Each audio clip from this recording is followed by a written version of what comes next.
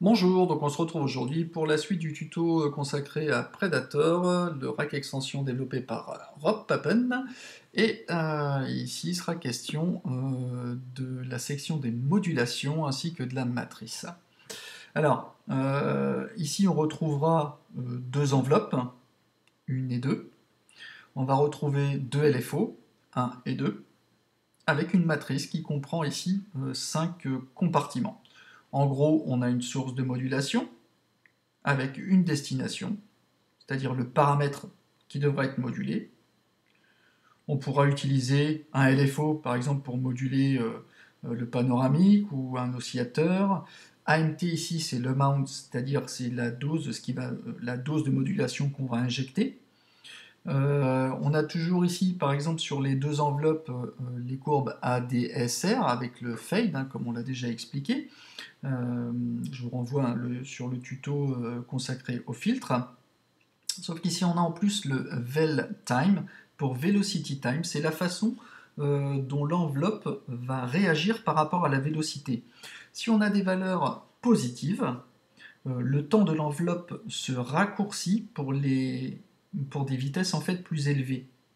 Et si on a des valeurs négatives, la durée de l'enveloppe sera plus longue pour les vélocités élevées.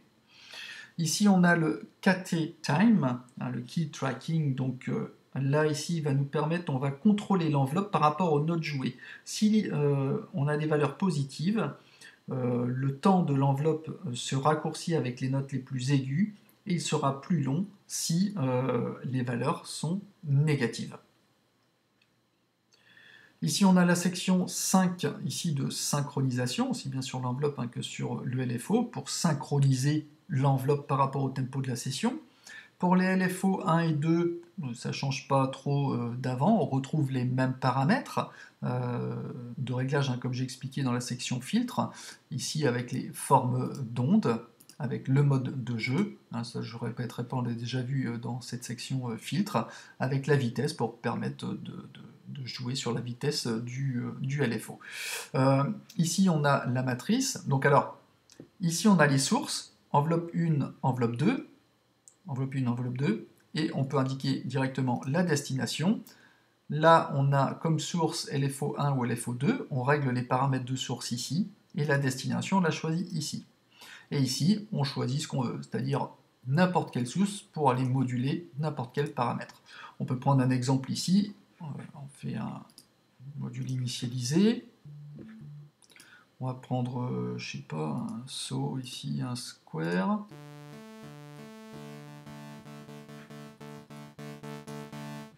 Voilà. Qu'est-ce que je vais faire? Je vais dire, ben, tiens, pour l'oscillateur 1, pour le LFO1, je vais aller sélectionner, je sais pas, le main pitch. On va aller jouer sur le pitch général.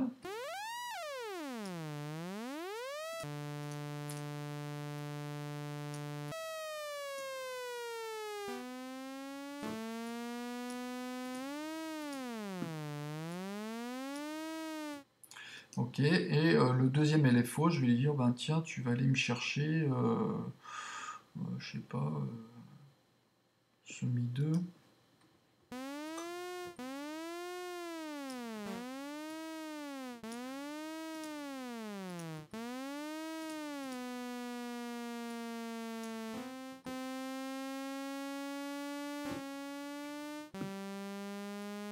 Ouais, forcément, je ne l'ai pas activé.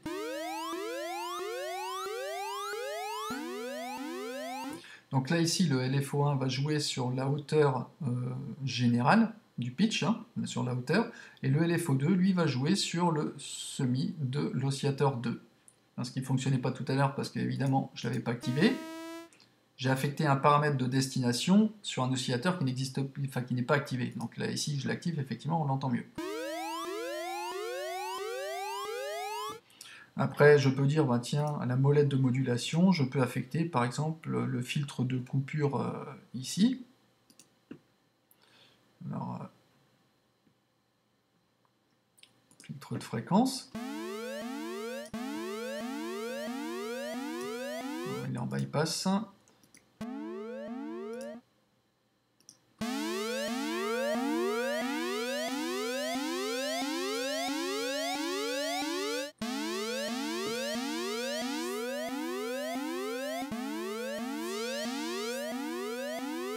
Vous voyez, donc j'ai une action, j'ai affecté à la molette de modulation le contrôle du filtre de fréquence. Voilà, etc., etc. Donc on peut bien évidemment faire de multiples combinaisons, hein. Je vous laisserai faire tout ça de votre côté. Et c'en est tout pour cette partie, donc cette section de modulation et la matrice de modulation.